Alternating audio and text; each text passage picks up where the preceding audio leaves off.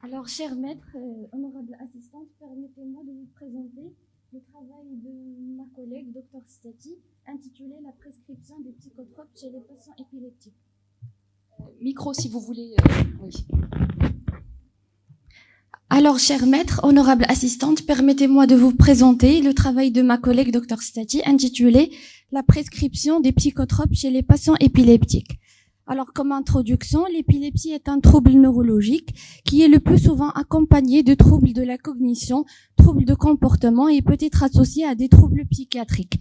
Les professionnels de la santé se retrouvent donc confrontés à des défis dans la gestion médicamenteuse.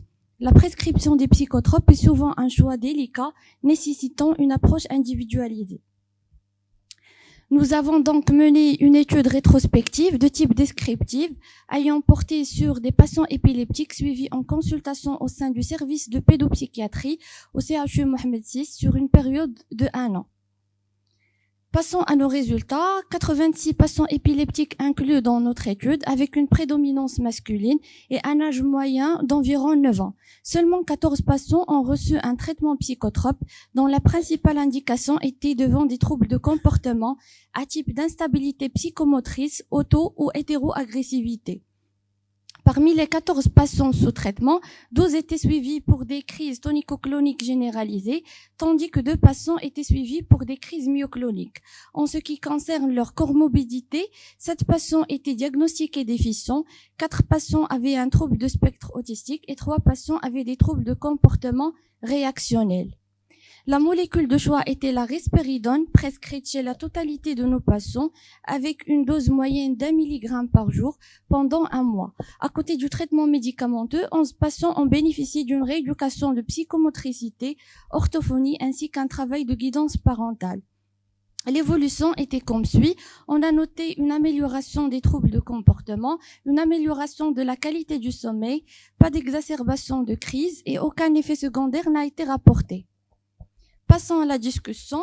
Donc, nos résultats concordaient avec les données de la littérature. L'étude américaine menée par Joseph Gonzalez en 2004 sur un échantillon de 21 patients qui a noté qu'il n'y avait pas d'exacerbation de crise avec un taux de réponse de 71%. Stéphane Ferry, sur une étude menée en 2007 sur un échantillon de 54 patients, a noté qu'il n'y avait pas d'exacerbation de crise dans 94,5% des cas, avec une amélioration du comportement chez 70% des patients. David M. a noté que l'usage de la risperidone à faible dose est peu susceptible de déclencher des crises chez les patients. L'étude de Detnick en 2021 a noté que la majorité des médicaments psychotropes ne sont pas proconvulsivants lorsqu'ils sont utilisés à des doses thérapeutiques.